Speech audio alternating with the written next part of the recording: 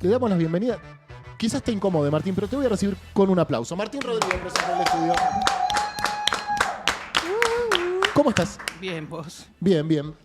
¿Cómo andas, che? ¿Cómo va? ¿Todo bien? Hola. Bien. Nivel de expectativa, te voy a hablar de otra cosa, un segundo. Sí. Nivel de expectativa con lo que va a pasar a las 4 de la tarde en Estados Unidos. Bajo. Porque sos de expectativa No, baja. porque o- no depende solo de Boca, pero estoy contento igual, ¿eh? Hubo Bien. un cambio. Hubo un cambio notorio. Se notó que ya hay un técnico. Bien. Martín, bienvenido. Gago lo tuvo suplente a Merentiel. No olvidar. Es verdad, es verdad. Y a Blanco, ¿no? Sí. No, sí, sí. Y otras tantas cosas. Bueno, en fin, eso será a las 4 de la tarde. Juega Boca, ya lo saben. No vamos a adentrarnos en la información deportiva porque no es nuestro fuerte. Pero este fin de semana leí en la revista Panamá dos textos que me interesaron mucho. Uno es muy breve y no es el que vamos a comentar, pero aprovecho y lo recomiendo. No sos vos, es ella, de Diego Valeriano. Y el otro es Punto Ciego de Martín Rodríguez, que nos sirve como disparador para charlar algunas cosas. Lo primero que te quiero preguntar, el peronismo tenía como algunas discusiones pendientes, algunas deudas, que con la detención de Cristina no se resolvieron, no se saldaron, pero medio como que pasaron a un segundo plano, ¿no? Siguen ahí, pero Sí. son parte del elenco. Volverán. Eso te quería Volverán preguntar. las oscuras golondrinas. ¿Cómo volverán? ¿De qué manera pensás que va a volver a aflorar todo eso que estaba antes de que la centralidad fuese una causa judicial? Bueno, porque vuelve, supongo que hay una parte de esto que baja la espuma. O sea, es así. Claro. Es De hecho, una- ya está pasando. Bueno, sí, yo no. Yo creo que, por ejemplo, cuando dicen, no, vamos a medir la popularidad de Cristina, es como decir, vamos a medir que en Argentina cuánto alcohol se toma y salimos el 24 de la noche en Navidad, ¿no? Es decir, Claro. hay algo como de, sube. Bueno, ahora hay que ver eso, digamos, después se va a acomodar sobre un punto de equilibrio, ¿no? Como suele ocurrir. Además hay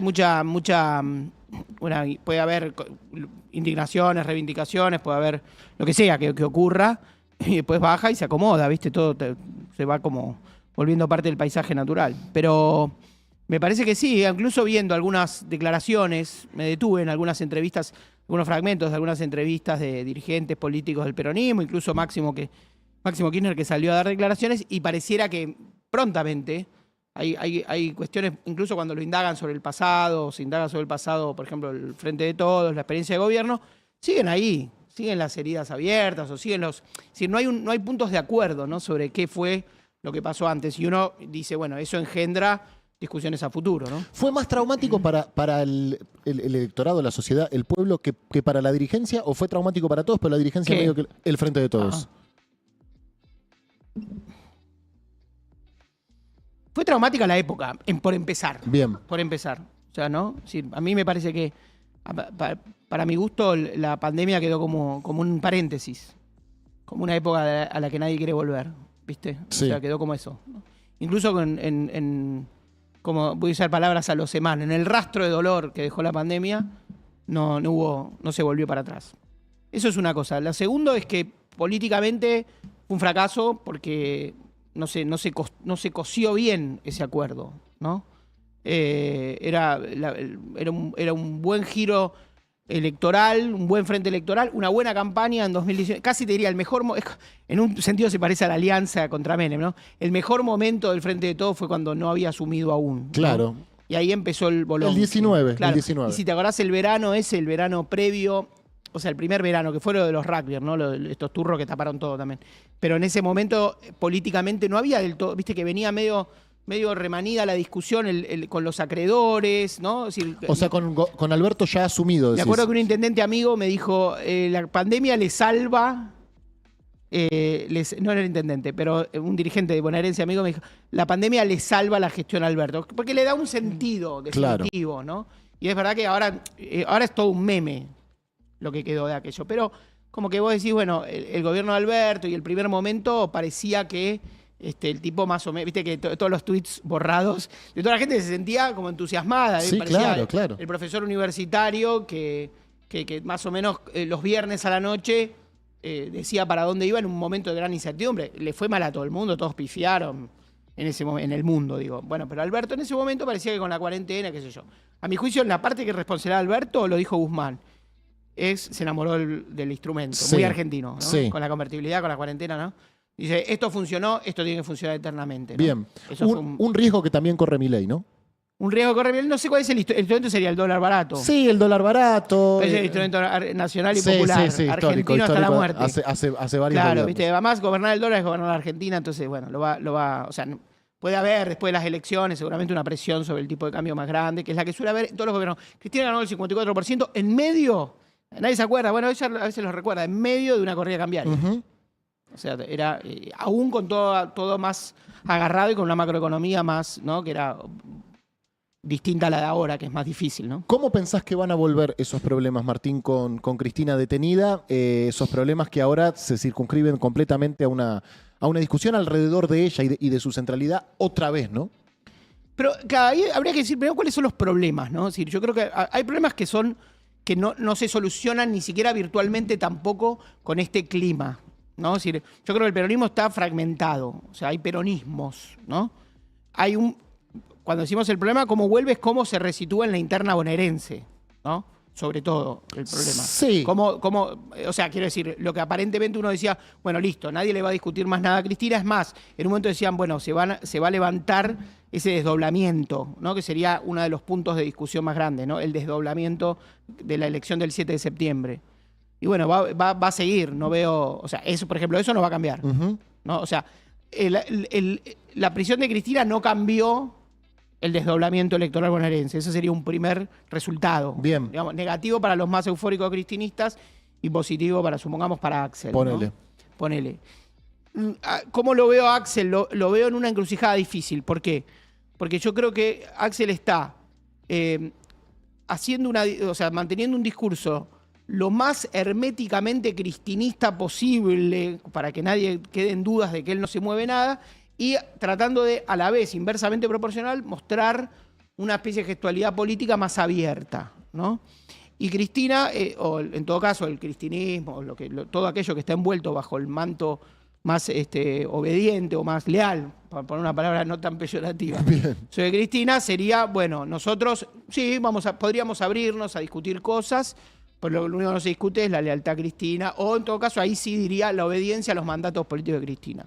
Entonces, están en un lugar que es medio como suma cero, ¿no? O sea, los cristinistas se sienten autorizados, en tanto en cuanto Cristina lo haga, a mostrar mayor apertura discursiva, porque no discutimos la conducción de Cristina. Claro. Y los axelistas dicen, no, nosotros que vuelva el Estado, ¿no? Todas las ideas parecen lo más marcianas, entre comillas, posibles, pero vamos a cuestionar o vamos a hacer de cuenta en paralelo que tenemos una autonomía, porque ni siquiera es una discusión abierta, es un intento de construir una autonomía más firme y más seria, porque a diferencia de Alberto Fernández, que tenía gestos de una posible autonomía, no tenía con qué, ¿no? O sea, Alberto Fernández era el primero que mató el albertismo, ¿no? Cuando dicen el albertismo no existió, ¿viste? Dicen, che, los albertistas en las chicanas, ¿no? Que nos dicen, ¿quiénes fueron los albertistas? No hubo nadie. Sí, ¿no? hubo sectores que se lo propusieron o que lo impulsaron. Contra la voluntad de Alberto. Contra la voluntad de decías, Alberto. bueno, decías, vamos a crear el albertismo. ¿Por qué si no lo necesito? Era capaz de responder Alberto, cuya lealtad con los más próximos era dudosa, ¿no? Sí, termina. Sí, Tendiente a nula. Histórica. Entonces, bueno, eso fue las paradojas. Esto no sé si es análisis o es información, pero vos dirías que Cristina, sus últimos movimientos, me refiero Sí. principalmente al anuncio de la candidatura en la tercera sección electoral Sí. y las entrevistas, ponele, los hizo sabiendo que iba a ser condenada. Hoy pareciera que sí. Bien, yo coincido con eso. Hoy Y- pareciera que y sí. dirías- Esa información es muy... Por ejemplo, una cosa que uno podría decir, espera, ¿te gusta este pequeño...? En general, Cristina jugaba a las escondidas de la decisión. Me acuerdo como si fuera hoy, que lo hizo incluso en el 2011, cuyos rivales eran nadie. ¿No? ¿Quiénes fueron? Casi nadie se acuerda. Hermes pero Wiener, Dualde y Ricardo Alfonsín, y Ricardo Alfonsín. que hizo creo que fórmula con De Narváez en ese momento. De Narváez Si no me era equivoco. su candidato a gobernador en la provincia. Tal cual, claro, pues no podía, porque era colombiano. Colombiano, creo. correcto. Exacto, pero bueno, arma una alianza con De Narváez. Sí. Con lo cual vos decís, si aún en el 2011, con todo a favor, porque ese fue el momento de mayor capitalización de Cristina, amagó que sí que no, imagínate lo que hubiese hecho ahora, que también lo podría haber hecho. Entonces, bueno, en algún sentido Total. estaba corrida por otros tiempos, probablemente sean digamos, la información que ella tuviera, de las cuestiones judiciales, ¿no? Y te lo corro de Cristina y voy a Axel. ¿No Sí. sentís que Axel no leyó que esto podía llegar a pasar o que sus movimientos de los últimos meses no anticiparon una posible condena? Porque vos decías, quedó en un lugar, no sé si fue incómodo el término que usaste. Sí, Eh, seguramente quedó en un lugar incómodo. Seguramente también para Axel adquirir autonomía es pensar en tus propios términos las cosas. Que es como decir, bueno, tal vez no mirar el calendario de Cristina es una primera señal bien. de emancipación política. No voy a ir atrás de los tiempos judiciales Claro. de ella. Que, insisto, que es una emancipación de gestos y de acciones y no de discurso, que es el peligroso riesgo. Bien. Porque yo creo que lo que el peronismo, para una renovación necesaria, que la pide digamos, no la pide la pide la época, que no pasa por nombres, y también pasa por nombres, sino como también de ideas. Porque después, viste, como si todos se mantienen a raya, y después es lo que pasó cuando decía Cristina, decía, hablé con Melconian, y todo el mundo decía, qué bien, 2 jugadas adelantadas, habló con el tipo de economía bimonetaria. Bueno, todo el mundo hablaba con Melconian y todo el mundo entendía que la Argentina tiene un problema de restricción externa, economía bimonetaria y todo lo que se te cante. Pero la obediencia política, ¿cuál es el problema de la obediencia política? Yo te voy a decir cuál es para mí. Dale. Para mí. Es que termina generando, alrededor de Cristina, un ejército de personas que piensan por debajo de sus capacidades. Y ese De es sus propias de capacidades. sus propias capacidades.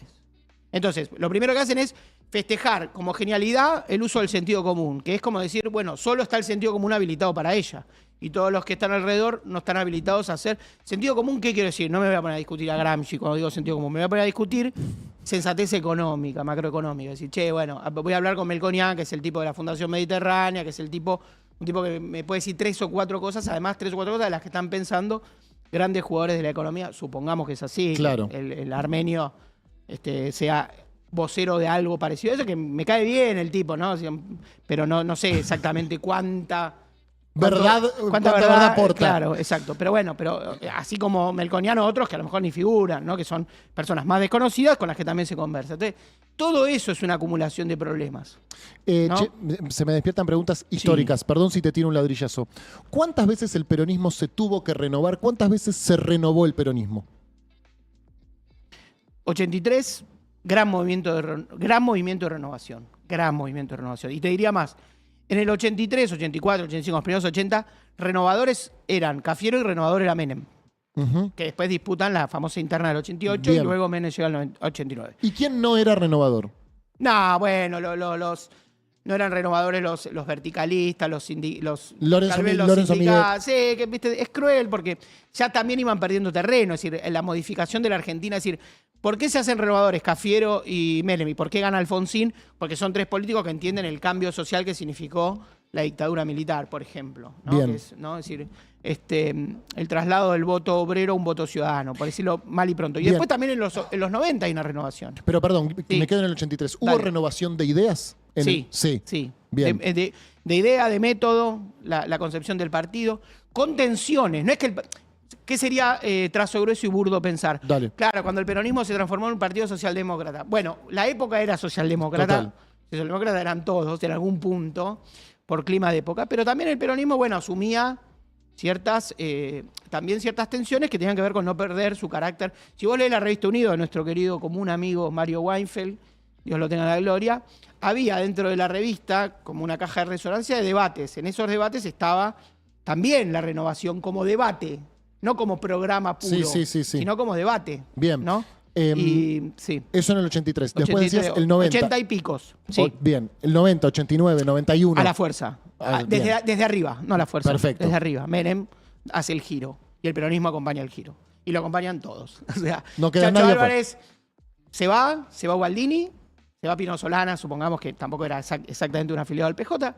¿Y quién más se va? Se va nadie más. Se va el grupo de los 8.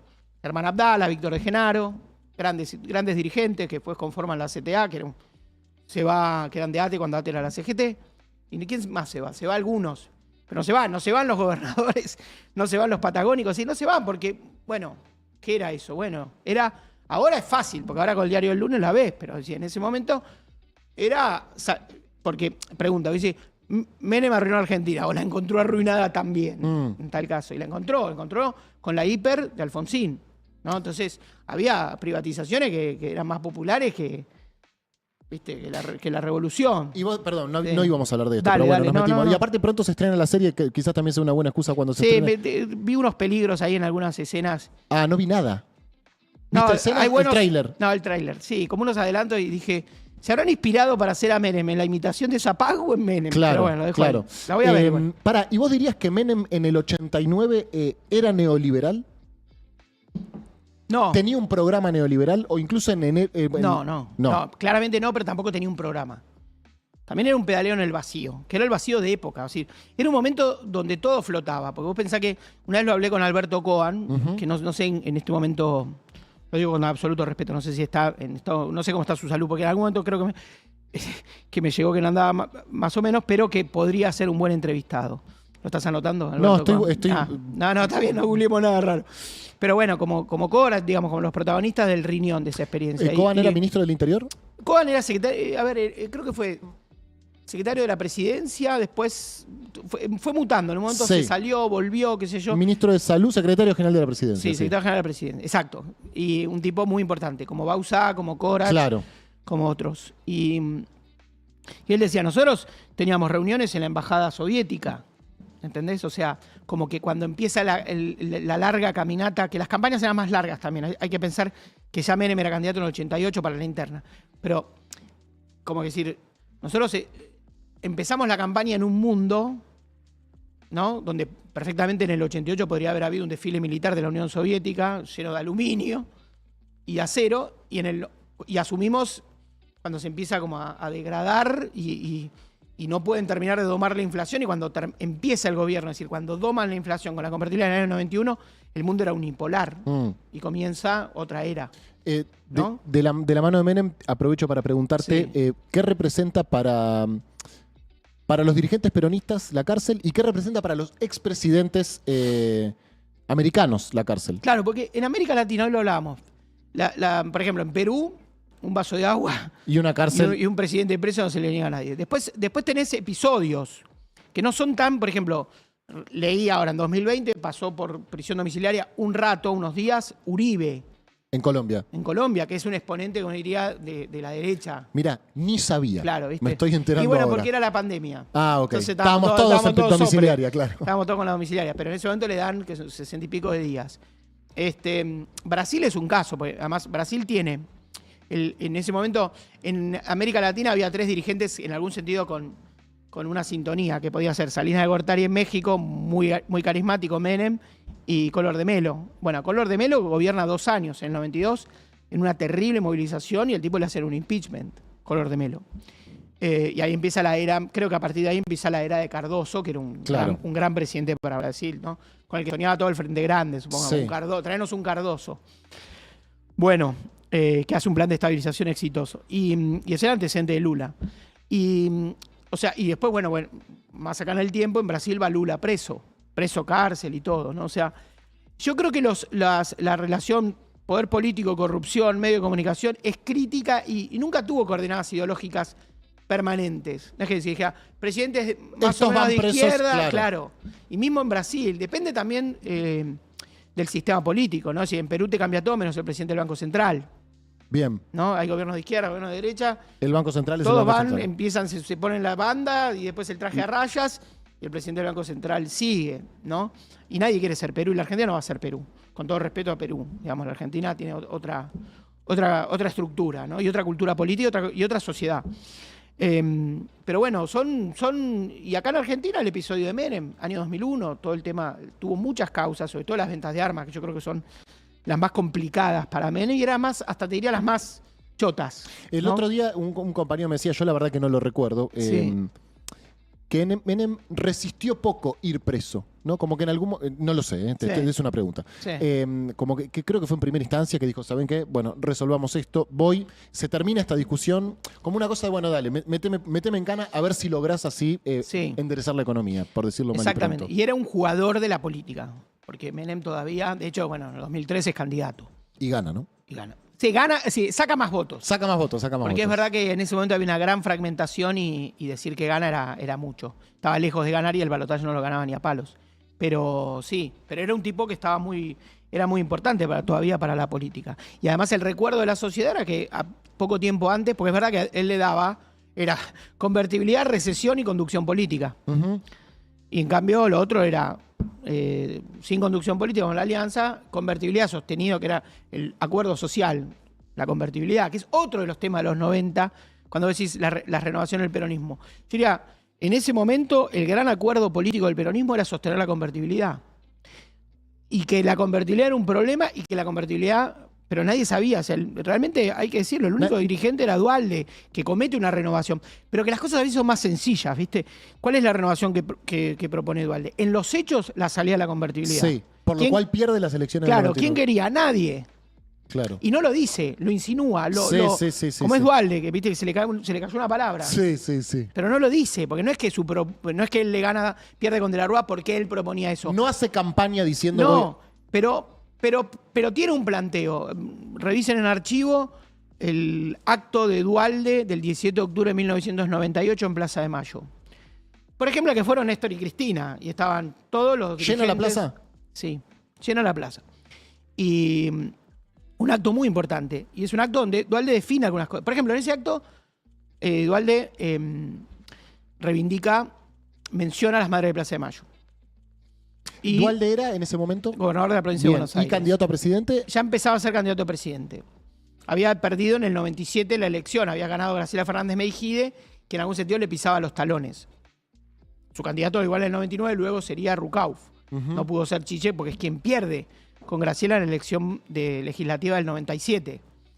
Y Duhalde en el 98 hace un planteo y ahí dice, no me arrepiento, hemos construido el edificio sólido, no era sólido, pero era la convertibilidad, como si dijera, la mecánica en Duhalde era muy parecida, como decía Perón cuando mencionaba, en algún momento, en algún tramo, como mencionaba Evita, que era, se construyó una casa sólida, nosotros cuidamos a los que quedaban afuera, Duhalde era sobre todo la cara de una política social, insuficiente lo que sea, pero lo era, las manzaneras, etc. Ahora es el momento es como el momento humano. De hecho, Menem, en el 95 también en su discurso dijo, bueno, ahora ya hicimos la convertibilidad, ahora viene el momento humano, nunca llegó. Bien. Y no hubo ninguna innovación política. Menem lo derrumba anímicamente la muerte del hijo, ¿no? ¿Y dirías que esa fue la última renovación de ideas del peronismo? No, Kirchner. Por eso, bueno, 2001. Claro, adentro del dualismo luego ocurre la de Kirchner, que es muy importante porque yo diría es la que más está consciente de la lectura post-2001, ¿no? Si Duhalde es como si fuera, bueno, les prometo que no tengo futuro a los argentinos. ¿Cuál era el acuerdo de la sociedad firmado con Duhalde? Agarro y me voy. El acuerdo metafísico, porque claro. No era un acuerdo, que era, exacto, yo tengo fecha de vencimiento. Yo soy de una generación o de una clase política sin futuro y les vengo a decir que no tengo futuro. Entonces, viste, como si fuese el personal de maestranza, viste, esto se derrumba, aparecen viste, con el lampazo, o sea, era como si fuese el subsuelo del Estado sublevado. Claro. O sea, eran la manzanera, la directora de escuela, los maestros, los policías, o sea, lo imprivatizable, ¿entendés? Era lo que, viste, la salita del barrio, todo eso reconstruía la Argentina después del estallido. Bueno, eso fue Duhalde. Y obviamente Kirchner le dio como un vestido ideológico, ¿viste? O sea, un norte ideológico, porque además con una lectura un poco voluntarista del 2001, ¿viste? El 2001 no era...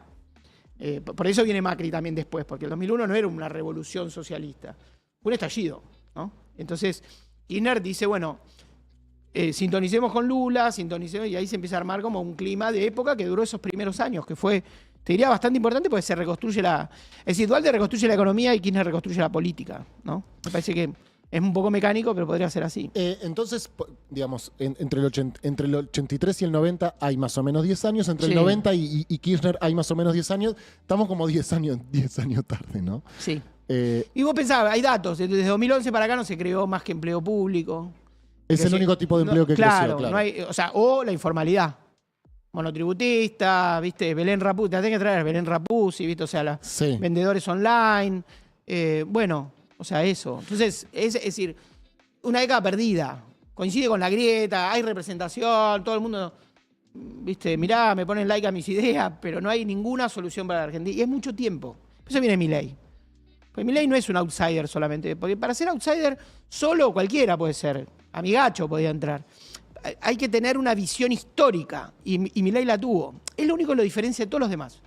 Entender la misión histórica, que era romper el pacto de la posconvertibilidad. Y eso lo tiene claro Milei. Y no tiene claro nadie más. Por eso todos eran parches, imagínate el gobierno del Frente de Todos, que no se ponían de acuerdo ni para segmentar tarifas. O sea, la cantidad de cosas. Por eso hablan ahora y dicen, no, porque ese gobierno se tira la pelota, no fue nadie, fuimos todos. Fue un desastre porque no había una lectura histórica, ¿no? Macri un poco la tuvo, pero no se animó. Y tenía a Marcos Peña, que era como el que ponía bozal y freno de mano a todo, ¿no? Y vos hacías algunas preguntas, o representabas algunas preguntas que dan vueltas de, bueno, el peronismo era el que tenía que hacer el ajuste, el peronismo tenía que evitar el ajuste, no pudo hacer ninguna de las dos cosas, ni lo evitó ni lo hizo. Sí. ¿Escuchaste de casualidad la entrevista que le hace Tonietti a García Linera? Tonietti y Diego Slutberg. Escuché unos cachos. Ok. Sí. Bueno, también abren esta pregunta, ¿no? El peronismo tenía que hacer parte de... Bueno, evidentemente tenía que hacer cosas que no hizo. ¿Cuáles son esas cosas?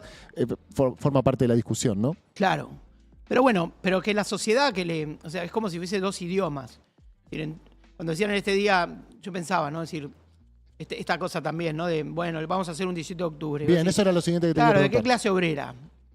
O sea, o cómo está eso. Y ese mundo del trabajo está deforme en un punto. O sea, es eso, es No, y el como dice Federico Zapata, el informalariado. Sí. O sea, tenés una gran masa de trabajadores, que es lo que se expande y lo que crece. No es lo único. Viste que yo jodía que decía, bueno, hay que cuidar a la CGT. Cuidar a la CGT porque es un tesoro eso. Trabajadores bajo convenio, formales, ¿viste? Si la CGT hiciera paro la aristocracia obrera. Si la CGT hiciera paro cada vez que le piden cagaparo, no tendría el poder por el cual le piden cagaparo. Eso decís, ¿no? Esa es la paradoja del que pide paro. Tiene que preguntarse por qué. Además, un paro no es porque sí. Un paro no puede ser Esto dice, el paro es político. El paro siempre es salarial. El paro siempre es... Sí, siempre es político. Esa discusión la corro porque siempre es muy tonta hasta para los que defienden lo político de un paro. Son todos lugares comunes, pero a favor y en contra. Pero el paro siempre tiene una conexión. No se puede hacer un paro porque sí. Paros porque sí, quiero decir, paros que están demasiado por afuera. Se pueden hacer otras cosas, movilizaciones, se puede hacer un montón de cosas igual, ¿eh? No quiero decir que la acción sindical es, viste, puramente salarialista, ¿no? Se pueden hacer otro montón de cosas. Alguna vez hubo paros, por ejemplo, cuando mataron el único paro, si vos mirás todos los paros que hubo en democracia, el único paro que hicieron durante el gobierno de Kirchner fue porque mataron a Fuente Alba, que lo matan en Neuquén al maestro. 2005 o 2006. Claro. El único paro. Es un paro simbólico, si querés. Y era un momento de mucho acercamiento. ¿Paro de la CGT? Sí. Mira, no me acuerdo. Tiene sentido. La policía mató a un trabajador en una ruta. Y era un paro. En ese momento lo acordaron en una conferencia de prensa Moyano con Yasky. Que era un momento de mucho acercamiento. Es absurdo que existan dos centrales sindicales. Debería existir una sola. Debería existir solo, a mi juicio, sin dejar de reconocer méritos en todos los sindicatos. Debería existir una central única, ¿no? Que es la CGT. Pero bueno, en ese momento se coordinaba muy bien y se hizo ese único paro. Bueno, no tenía mucho sentido hacer otros paros. Después hubo el famoso paro el paro que levantó Moyano a Dualde, que es por mal tiempo. Sí. Es prehistórico. Sí. Pará. Bueno, sí, y también están los no paros, los de poner la fecha. Bueno, claro, con Macri. Sí. Sí, poner la fecha. Sí. No, además el 17 de octubre no lo detienen a Perón, lo liberan, ¿no? La Claro. gente no se va de la plaza hasta que no lo liberan. Bueno, o sea, millones de cosas que pasan que son distintas. Porque sí. ya se nos pasó, quedan 5 minutos. Quiero, Dale. a partir del texto de Valeriano. Sí, de Diego Valeriano. De Diego Valeriano, perdón. Pensar o preguntarte algo que sobre lo que has escrito muchísimo, te he leído muchísimo, Sí. te han discutido muchísimo. Sí. ¿Qué pasa ahí, no? En ese vínculo frenético, de a ratos tóxico entre el peronismo, Cristina, que no la suelta, que no la supera, que no la termina de enfrentar, que la defiende para afuera, que la cuestiona para adentro, que ya van muchos años, que ella doma, habla, mea. Sí. Hay dos cosas para mí que no son suficientes ni únicas. ¿Te cansó pensar el tema o Tampoco esto pensé tanto, o sea, a mí me gusta la política y me apasiona la política. O sea, quiero decir, Cristina, ahorita te dicen, qué obsesivo hablar de Cristina, y están todo el día hablando de Cristina, uno habla de Cristina. También uno, Claro. ¿qué querés, boludo? ¿Qué querés que de hable? Paulo boludo? Oliveto no vas a Claro, hablar. Hola, vengo a hablarles de Filmus. ¿Viste? Te rompo el rating. O sea, está bien, te hablo de lo que está ahí en escena. Uno habla de lo que pasa también, qué sé yo, ¿viste? Estamos todo el día con las pantallas, ¿qué querés que haga? Bueno, eso es una cosa. Pero yo creo que Cristina construye una estructura de sentimientos con una porción de la sociedad. Y eso no es la única vez ni lo único político. Mirá, y no por comparar que es igual, ni mecánico, ni nada, pero es un problema, entre comillas, que tuvieron los radicales con Alfonsín. A ver. Alfonsín terminó, pero no es comparable, no digo que son iguales, que yo, pero digo, el radicalismo tuvo con Alfonsín la generación de una lealtad, de una sentimentalidad alfonsinista, si querés, que incluso desbordó en su momento al radicalismo. Es decir, mucha gente, así como mucha gente se hizo peronista o votó al peronismo a través de Cristina del lado del progresismo, también hubo mucha gente que no era radical, incluso peronista. Había una famosa bandera que decía peronistas con Alfonsín que votaron a Alfonsín. Es decir, Alfonsín construye con el electorado, con la primavera democrática, con una época, construye una estructura de sentimientos. Cristina construye lo mismo, construye otra estructura, no la misma, otra, que dialogan bastante. El kirchnerismo y el alfonsinismo dialogan bastante más de lo que muchos peronistas, ¿viste? Cristina más que Néstor, ¿no? Cristina más que Néstor, seguro. No, hubo dos peronistas que dialogaron mucho con Alfonsín. Duhalde. Sentimentalmente, que fueron Cristina y Duhalde. Sí. Y hubo uno que dialogó mucho concreto, que fue Menem. Claro. Pactó mucho con Alfonsín. Bueno, y eso es un aspecto. Entonces uno diría, Cristina tiene una estructura de sentimiento, es decir, no es una estructura de poder. Kirchner rompió una estructura de poder, que era el dualdismo, para quedársela. Kirchner saca a Duhalde, que era lo mejor del dualdismo, como decía, creo que Aníbal Fernández. Pero saca a Duhalde y se queda con la estructura de poder. Aníbal decía que Duhalde era lo mejor del dualdismo. Sí, después él dijo en aquellos momentos... Soy dualdista portador sí. sano. Pero digo, eso era cruel, pero era... Sí, porque era... Duhalde también es otro. Bueno, pero corre a Duhalde, le costó también a Duhalde soltar la manija, ¿viste? Pero corre a Duhalde Néstor Kirchner y se queda con el dualdismo. Bueno, eso es uno... Entonces decís, el kirchnerismo es más una estructura de sentimiento que una estructura de poder, entiendo yo, aunque también tiene una estructura de poder en la provincia, pero que es la que está en discusión. Eso es un aspecto que nunca... El problema o la diferencia, cuando dicen Perón, es que no es mayoritaria. Entonces, hay una especie de manta corta. ¿Viste? El peronismo está encerrado en lo de pisos y techos, pisos y techos. Desde el 2000. Claro. No sé. A Menem no le pasó, Menem era mayoritario. Pese a que a lo mejor no había una estructura de sentimientos tan fuerte, aunque yo creo que había un closet de sentimientos. ¿Sí? La gente decía, sí, Menem, pero yo con Menem me compré. ¿Viste? Había un susurro sobre los beneficios de Menem que eran individuales. Claro. Y lo otro es que Cristina tiene un gran aliado. Son los que la odian. Que la reinstalan y o sea, ¿hacia dónde iba Cristina? Si uno hace el contrafáctico, iba hacia una candidatura en la tercera sección electoral que ni siquiera estaba del todo ganada, según las encuestas. Yo qué sé.